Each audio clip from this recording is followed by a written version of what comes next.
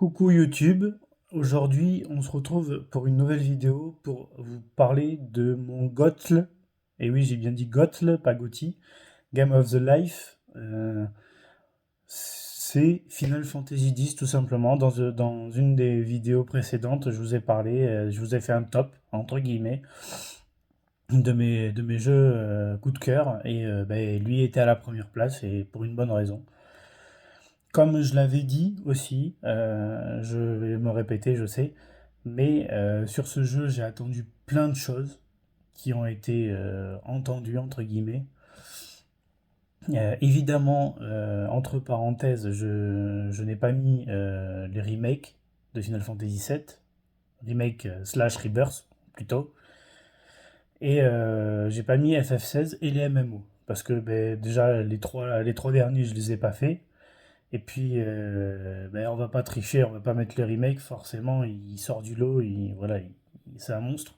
Bon, le Rebirth, voilà, on en a fait le tour. Non, plus sérieusement, on en parlera peut-être un jour de ce jeu, pour dire ce qui va pas, hein. Surtout ce qui va pas, parce que ce qui va, et justement, c'est très compliqué de savoir ce qui va dans ce jeu. Bon, du coup, revenons à FF10. Là, si j'ai adoré ce jeu, c'est tout simplement l'univers qui m'a bercé. Spira, Céline, les personnages, bref, tout ce qui fait l'ADN de FF10. Les musiques sont pas mal. Euh, Il y a des choses qu'on n'avait pas avant. Les scènes cinématiques 3D en images de synthèse, elles étaient magnifiques. Elles étaient mieux que sur Final Fantasy 7, 8 ou 9. Euh, Disons que pour vous faire point par point, on va commencer par une petite introduction du jeu. Oui, il y aura même sûrement des spoils, donc désolé d'avance si vous les avez pas fait. Disons que pour le début, on va commencer, on t'introduit ton personnage principal, hein, comme dans tous les jeux. Tu signes des autographes parce que le personnage pratique un, un sport national limite. Et c'est du foot dans l'eau, grosso modo, sauf que tu as le droit de prendre le ballon à la main et tu as le droit de tirer au pied. C'est un peu le même système que le water polo, sauf que dans le water polo, tu peux pas tirer avec les pieds, tu tires avec les mains. Et en gros, ton personnage va jouer un match et il est attendu par des millions de fans. Et du coup, tu as une petite scénette qui parle de lui, son père, enfin bref. Et après, là, c'est l'explosion extrême. Images de synthèse, musique hard rock. Pour ceux qui aiment la musique hard rock, voilà, elle est excellente. Moi, j'adore la musique hard rock. Voilà. Et quoi d'autre? Après, tu vois le match de Blitzball, c'est comme ça que le jeu s'appelle, se dérouler. Et après, l'attaque de Sin, qui commence à te mettre les éléments du gameplay parce que tu es attaqué. Et du coup, tu apprends à te servir des commandes du jeu. Après moult péripéties, tu arrives dans le monde de Spira et tu commences à faire la connaissance des autres personnages. Ah, j'ai oublié, il y a Auron, un de mes personnages préférés dans tout FF avec Bibi de FF9. Dites-moi quels sont vos personnages préférés dans les commentaires si vous voulez. Du coup, où est-ce que j'en étais? Ah oui, alors, quand tu arrives sur Spira, tu continues à jouer un peu. Tu commences à connaître la plupart de tes partenaires dans le jeu. Donc Lulu, Waka, Yuna, Kimari, tu le rencontres un peu plus tard. Et il y a Riku que tu rencontres avant aussi. Euh, voilà, c'est des personnages qui te suivront dans le jeu et qui auront leurs propres compétences, entre guillemets, un peu comme les jobs là, dans les anciens jeux. Voilà, Lulu sera mage noir essentiellement. Bon, après, quand tu développeras ton perso, et ça je vais y venir après, tu pourras la faire prendre un chemin différent. Pareil pour Yuna qui est mage blanc slash invocatrice. Kimari qui est... comment on pourrait décrire ça? C'est quelqu'un qui apprend les techniques de ses ennemis. Mais c'est un peu similaire à Quina, si vous voulez, de FF9. Un espèce de mage bleu. ou de Freya plutôt, aussi, qui pourrait s'y apparenter. Euh, Après, Waka, c'est plutôt un mec qui attaque à distance. Bon, Tidus, c'est le personnage stable en termes de dégâts, en termes de défense aussi. Et puis Auron, c'est le tank. Voilà, c'est le bourrin de service. Et Riku, c'est la voleuse. Voilà, tout simplement. Elle est capable de voler. A une compétence qui lui est propre qui s'appelle voler. Voilà. Euh, alors, le gameplay. Bon, vous allez me dire, ouais, mais attends, il va nous parler du tour par tour, ça sert à rien. Ça n'a aucun intérêt, on sait comment ça fonctionne à Final Fantasy, surtout à l'époque. Ben oui, c'est vrai, vous avez raison.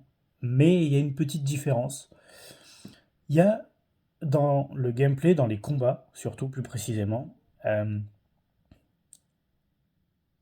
une commande qui s'appelle la relève. En gros, pour faire simple, pour ceux qui l'ont pas fait, tu peux, pendant les combats, changer de personnage et de faire venir un autre personnage qui est en retrait. Et du coup, ben, ça te permet d'entraîner tous tes personnages, ce qui est pratique. Autre chose dans le gameplay, les invocations, les chimères, les Aeons, comme vous voulez.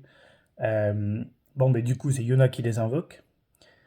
Et ben, justement, elle les invoque, mais à ceci près que, contrairement dans les autres Final Fantasy, où ben, elles faisaient leur attaque, je sais pas, Shiva par exemple, Transcendental, ou Ifrit Divine Comedy par exemple, et ben là, elles sont sur le terrain, elles se battent à tes côtés. Yuna lui donne des ordres, enfin, c'est toi qui choisis, mais entre attaquer et leurs compétences spéciales. Chaque chimère a, on va pas appeler compétences et techniques parce qu'il y a déjà des, des onglets dédiés qui ont des compétences comme encourager, trépant, les techniques, c'est plutôt dans les techniques, trépant, tout ça. Enfin bref, les compétences, je vais pas les détailler parce qu'il y en a beaucoup et c'est pas utile, je pense. Parce que t'en as certaines qui augmentent la force physique, les dégâts physiques, d'autres qui abaissent la magie, la défense magique, enfin tout ça. Quoi d'autre? Ah oui, les chimères, oui, je disais. Les chimères, elles sont... on peut les contrôler. Elles peuvent même utiliser les limites, qu'on appelle overdrive dans Final Fantasy X. Les personnages aussi ont une jauge d'overdrive qui se remplit au fur et à mesure qu'elles prennent des dégâts, qu'ils prennent des dégâts. Après, il y a d'autres moyens de les faire monter aussi, parce que dans les menus état, je crois, si je me souviens bien, ça fait quelques mois que je ne l'ai pas fait, pourtant j'ai du mal à m'en souvenir. C'est dingue, hein. Il y a une compétence où tu peux changer le style d'overdrive. Donc tu peux mettre combativité, c'est-à-dire qu'à chaque coup que tes personnages vont porter, un bout de la jauge, un quart, on va dire, un dixième de la jauge va se remplir. Voilà, ainsi de suite. Après, il y a colère, par exemple, quand le personnage qui est équipé de ces styles d'overdrive, eh ben, si l'un de ses partenaires prend un coup, sa jauge d'overdrive monte. C'est pratique. Euh, Quoi d'autre? Ah oui, les invocations, comme je le disais, ont des attaques qui leur sont propres, comme les overdrive. Par exemple, Valfor a l'attaque Sonic Wing qui a à peu près le même système que Délai. En gros, ça peut faire passer un tour à l'adversaire en échange de faibles dégâts. A noter que Shiva aussi a une technique similaire, sauf qu'elle fait un peu plus de dégâts. Euh, bon, tout ce qui est environnement, cartes, les lieux, ça je vous conseille d'y jouer pour vous faire votre avis vous-même, pour voir si vous trouvez beau ou pas. Moi j'ai trouvé ça beau, hein. Certains endroits, Bézaïd c'est beau. Les temples à l'intérieur, même si c'est pas mes passages préférés, les temples, je trouve que c'est un endroit qui vaut le détour parce que tu vois une autre facette du jeu qui est différente. Maintenant, parlons évolution de personnage. Euh, Quand vous commencez à jouer pour la première fois, on vous demande de choisir un sphérié. Le sphérié standard ou le sphérié expert. Grosso modo, ça c'est votre Crystarium pour ceux qui ont joué à Final Fantasy XIII. votre arbre de compétences, grosso modo, si vous préférez. Vous vous déplacez de case en case. À chaque ennemi vaincu, vous gagnez des points d'expérience, comme dans tous les Final Fantasy. Et arrivé à un certain moment, vous gagnez un niveau E. Il y a marqué niveau .E, qui veut dire niveau élémentaire. Et à chaque fois que vous gagnez ces niveaux élémentaires, ben, vous pouvez les investir, vous pouvez avancer de case en case et débloquer des compétences ou des statistiques pour augmenter les statistiques de vos personnages, du coup. Ce qui n'est pas négligeable quand on arrive à certains moments du jeu, d'augmenter ses personnages. Parce que ça peut changer le cours d'un combat. Ça va d'augmenter les HP, à augmenter les points de magie, ainsi que la force qui augmente les dégâts physiques, la magie qui augmente les dégâts magiques, l'esprit qui augmente la défense magique, euh, la constitution qui augmente la défense physique, et ainsi de suite. Euh, Moi personnellement, maintenant je joue, à chaque fois que je le fais, je joue qu'en sphérié expert parce que maintenant j'ai l'habitude. Mais après, si vous savez pas trop quoi choisir, si vous savez pas trop quoi faire dans le jeu aussi, on peut vous aider grâce à ce genre de bouquin. Voilà. C'est un bouquin c'est une soluce quoi, hein. Bon, je m'en sers plus hein, maintenant parce que j'en ai plus besoin. Mais à l'époque, au tout début, quand je commençais, ouais, j'en m'en suis servi. Je me souviens, c'était mon grand frère qui me l'avait donné parce que lui avait le jeu et puis bon, moi quand j'ai testé, bon, le jeu j'ai adoré. Comme je vous l'ai dit, je vais vous dire pourquoi j'ai adoré ce jeu. Euh, Enfin, même si vous avez regardé la vidéo précédente, je pense que vous avez compris, mais je vais quand même le redire. En gros, quand FF9 est sorti, je me suis dit pour le 10, il faudrait que les personnages parlent. Ben super, ils parlent. Bon, en anglais, mais tant pis, pas grave, on s'en contente. Euh, un bon système d'évolution de personnages, ben, c'est très bien, hein. Le sphérié, il est excellent. Je pense que c'est le meilleur système d'évolution de personnages à l'heure actuelle. Après, évidemment, n'oubliez pas, je parle sans avoir fait Final Fantasy XVI, du coup, parce que ça, je ne sais pas.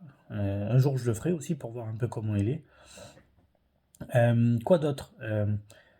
Les combats. J'attendais à ce qu'on puisse changer de personnage pendant les combats. Eh ben, c'est fait, la relève a été inventée. Les mini-jeux. Ah, parlons des mini-jeux, tiens, ou plutôt du mini-jeu en question. Même s'il y en a deux, trois, entre guillemets, pour avoir les armes légendaires, euh, le principal reste le Blitzball.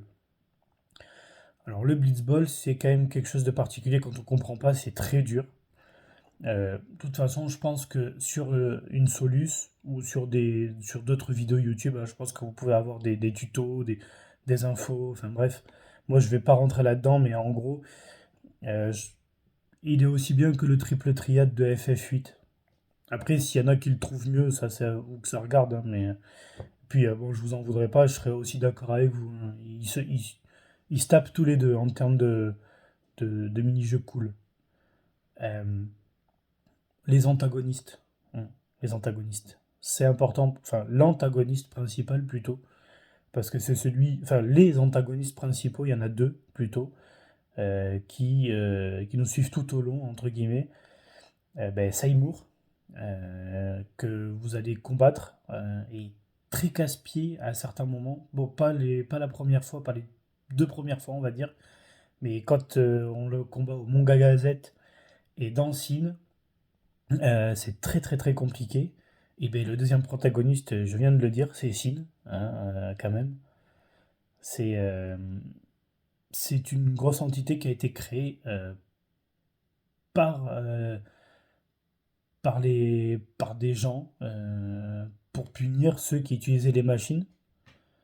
Et bah, du coup, ça fait des dégâts quand même, hein, parce qu'il est quand même dans le jeu, on affronte son aileron, et juste après, il détruit carrément un village. Ah, parlant de ça, les séries d'accompagnement, les cérémonies d'accompagnement, pas les séries, les cérémonies d'accompagnement, par exemple, c'est quelque chose qui, je trouve ça bien, mais Ça casse le délire. Pardon, excusez-moi.